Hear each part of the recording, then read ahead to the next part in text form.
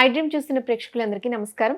ఈరోజు మనతో పాటు ప్రముఖ జ్యోతిష్యులు, ఆధ్యాత్మికవేత్త మాడుగుల శివప్రసాద్ గురుగారు మనతో పాటు ఉన్నారు. నమస్కారం గురుగారు. ఆశీర్వచనం తల్లి. గురుగారు, మనం ఏదైనా పని మీద బయటకు వెళ్తున్నప్పుడు శవం ఎదురైతే అది శుభంగా తీసుకోవాలా, మనం అశుభంగా తీసుకోవాలా? శ్రీ మహాగణాధిపతయ నమః. ఐం మహాసరస్వత్యే నమః. శ్రీ లలితాంబికాదేవియే నమః.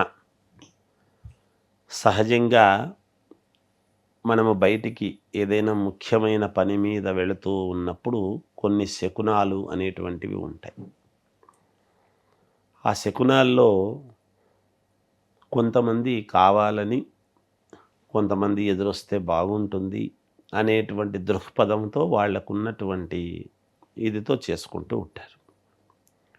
కాకతాళీయంగా అనుకోకుండా మనము వెళుతూ ఉన్నప్పుడు కైవల్యము చెందినటువంటి వ్యక్తి, అంటే చనిపోయినటువంటి వ్యక్తి శవం ఎదురయ్యింది అంటే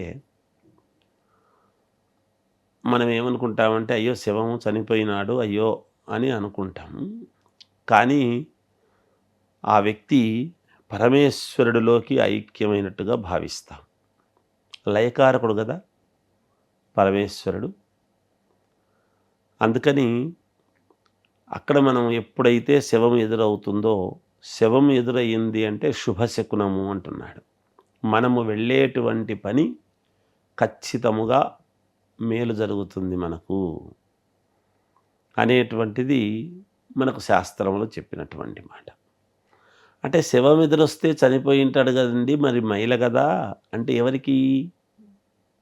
వాళ్ళ బంధువులకు వాళ్లకు మైల కరెక్టే, కానీ చనిపోయిన వ్యక్తి అని మనం చాలా తక్కువగా తీసేరాదు. ఎప్పుడూ కూడా ఎప్పుడైతే కైవల్యం చెందినాడో శివైక్యంలోకి, ఆయన శివైక్యం చెందాడు అని మనం చెప్తున్నాం. ఆయన చనిపోయాడండి, ఇంకా పెద్దల్లో కలిసినాడు లేదా దైవంలో కలిసినాడు, ఇలాంటి మాటలు మాట్లాడతాం కొంచెం ఉన్నతమైనటువంటి భావనతో. ఎప్పుడైనా చనిపోయినాడంటే పోయాడులే, ఏముందిలే, పోయినాడు అని చాలా తక్కువగా మాట్లాడం. ఒకవేళ ఆ వ్యక్తి ఉన్నతమైనటువంటి పనులు చేసినటువంటి వాడైతే ఒక రకం, ఒకవేళ చెడు చేసిన వ్యక్తి అయినా కూడా నాయన పోయాడు, సరే పోయిన తర్వాత అనుకోవడం ఎందుకులే, ఏది ఏమైనా పోయిన వాళ్ళందరూ కూడా మంచోళ్ళు అనేటువంటి ఒక ఇది కాబట్టి పోయిన తర్వాత ఏముంటుంది ఇంకా అనుకోవటానికి, ఎందుకు పోయిన వాడిని అనుకోవటం అని కూడా అనుకుంటాం. ఎందుకంటే ఏదైనా దైవత్వంలో కలిసిపోవటం. ప్రాణం ఇచ్చినటువంటి వ్యక్తి తాను తీసుకున్నాడు కాబట్టి, ఈ రెండు అధికారాలు ఇచ్చింది ఆయనే, తీసుకున్నది ఆయనే.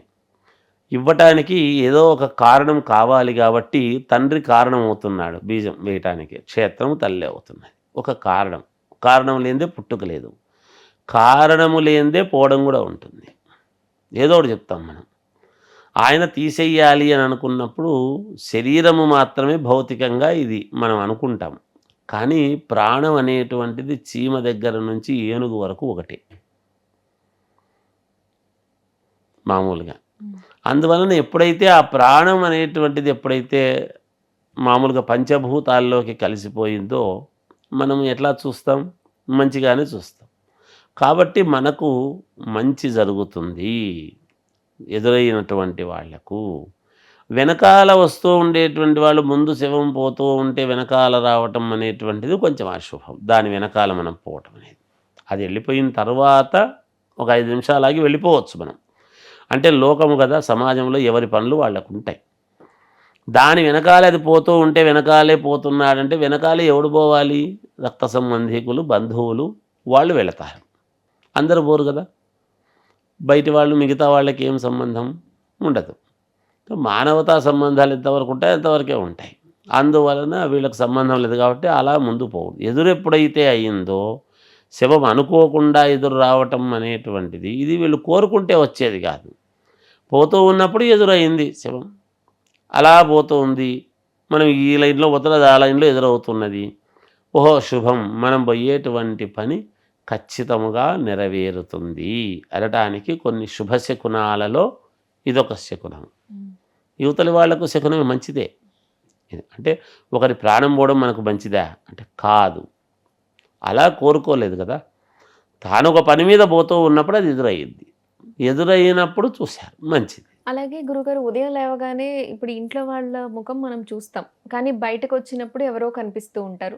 దాన్ని మనం మొదట చూసిన అంటే ఇంట్లో చూసిన వాళ్ళని మొదట చూసాము అనుకోవాలా? లేదా బయట కనిపించిన వాళ్ళని ఈరోజు అంటే లేవగానే నీ ముఖమే చూసాను అని అంటుంటారు కదా! అది ఎలా? అసలు లేచిన తర్వాత మనం చూసుకోవాల్సింది ఏమిటి అంటే, శాస్త్రములో కరాగ్రే వసతే లక్ష్మి అని మనం ఒకటి చెప్పినారు మనకు. అది పాటించడం లేదు మనం. మన చేతులు మనం చూసుకోవాలి మొదట. ఎందుకు? కరమధ్యే కరమూలే కరాగ్రే అని చెప్పినాడు. మహాలక్ష్మి, మహాకాళి, మహాసరస్వతీ దేవి యొక్క అనుగ్రహం మనకు పరిపూర్ణంగా కలగాలి. ఎందుకు? అవెందుకు కలగాలి అంటే, శక్తి దేవత మన వెనకాల ఉండి ముందుకు నడిపిస్తుంది. ఎప్పుడు కూడా కాళికాదేవి అంటే శక్తి ఉంటేనే కదా మనం ఏదైనా చేయగలుగుతాం.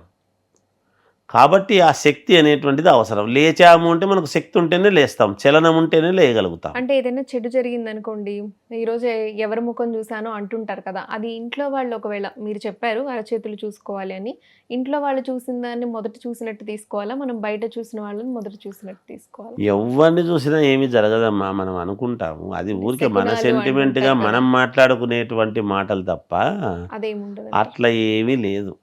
మనము వెళుతూ ఉన్నప్పుడు మనకు ఒకటి ఎదురయ్యిందంటే మనం ఇందాక అనుకున్నాం కదా, ఇది అదే చెడుది ఏదన్నా ఎదురొస్తున్నా, ఒక పని మీద పోతున్నప్పుడు చెడుకు సంబంధించింది ఎదురొచ్చినా కూడా అది మనం తీసుకోవాల్సిందే. మళ్ళీ లేవంగానే పొద్దున్న లేచిన వాళ్ళ నుంచి ఎవరినో చూస్తాము అంటే, ఎవరినో ఎందుకు చూస్తే ఎందుకు జరుగుతుంది? వాళ్ళకి ఏమన్నా నీ మీద కక్ష ఏముంటుంది వాళ్ళని చూడడానికి? వాళ్ళు కారపడతారు. ఎవరు సమాజం అన్న తర్వాత లోకంలో మనం ఉండేది అడవుల్లో లేము.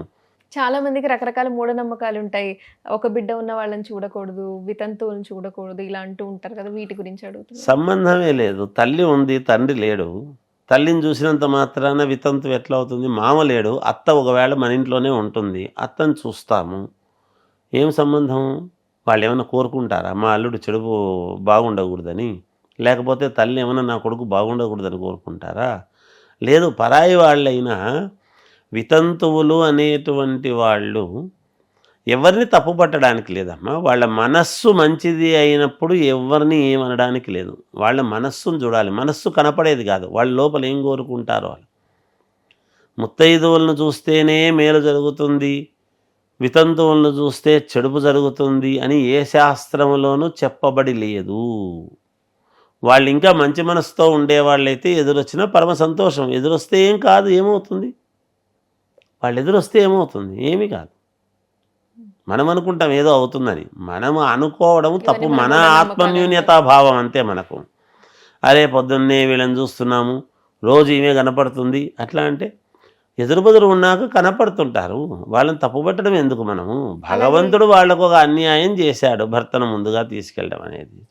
మనుషులు కూడా అన్యాయం చేయడానికి మొదలు పెడితే తప్పు కదా. ఏదైనా పని కోసం వెళ్ళేటప్పుడు గోవులు ఎదురైతే అది విజయం అందుతుంది, విజయం చెందుతారు అని కూడా అంటూ ఉంటారు. అవును, ఖచ్చితంగా. అందులో సందేహం ఏముంది? మ్మ్. గోమాతను అదే పనిగా పోయి మనం దర్శనం చేసుకోవాలని చెప్పాడు గోపుచ్ఛాన్ని. ఎందుకో మనకు లక్ష్మీదేవి కానీ ఆరోగ్యము కానీ ఇవన్నీ ఇవ్వాలి అన్నప్పుడు గోవు వెనక భాగంలో నుంచే. అందుకే స్త్రీమూర్తి పడేటువంటి ప్రసవ వేదన అనేటువంటిది గోమాత పడేటువంటి దాంట్లో 10వ వంతు మాత్రమే ఆడవాళ్ళు పడతారు అని గోమాత ఇచ్చిన శాపం. నేను పడుతూ ఉండేటువంటి ఈ ప్రసవ వేదనలో మీరు 10వ వంతు పడుదురుగాక అని చెప్పి గోమాత శాపం ఇచ్చింది. కాబట్టి అలా ఆడవాళ్ళు 10వ వంతే పడతారు. దానికే వీళ్ళు మనం ఏం చెప్తున్నాము? పునర్జన్మ, ఒక జన్మనివ్వడానికి ఆ తల్లి ఇంకొక జన్మ ఎత్తుతుంది అని కదా. అందుకని కదా స్త్రీమూర్తిని మనం మరి మాతృదేవో భవ అని అంటున్నారు. ఈ బ్రహ్మదేవుడైనా పుట్టడానికి ఒక తల్లి అవసరము మనం పుట్టించినటువంటి బ్రహ్మదేవుడు తల్లి అవసరం. ఎవరికైనా ఒక తల్లి అవసరం. తల్లి లేకుండా ఎట్లొస్తారు లోకంలోకి? రారు. కాబట్టి తల్లి ప్రాధాన్యత. అందుకే మాతృదేవో భవ మొట్టమొదట. అందుకని అలా ఏమీ లేదమ్మా. మనము అలా వెళ్ళొచ్చు, గోమాతలను చేసుకోవచ్చు. గోవులే వచ్చాయనుకోండి పరమ సంతోషం ఎదురయ్యిద్దంటే, అంతకంటే ఏముంది? అలా కొన్ని మనం అనుకోవచ్చు. కానీ ఇలా మనం ఆడవాళ్ళను నిందించడము, ఏదో వాళ్ళకు భర్త లేని వాళ్ళు ఎదురొచ్చారు అని అనుకొని ఏదో చిన్న చూపుగా చూడటం అనేటువంటిది అవన్నీ చాలా తప్పు. మనకు ఏదో మనకు ఇబ్బందులుండి మన జాతకం బాలేక మనకేదో జరగకపోతే ఎదుటి వాళ్ళని నిందిస్తే ఏం లాభం? తప్పు కదా. అలా అనకూడదు. ఎవరైనా ఒకటే. చక్కగా సమాజంలో. చెప్పారు గురుగారు. ధన్యవాదాలు. జయోస్తు.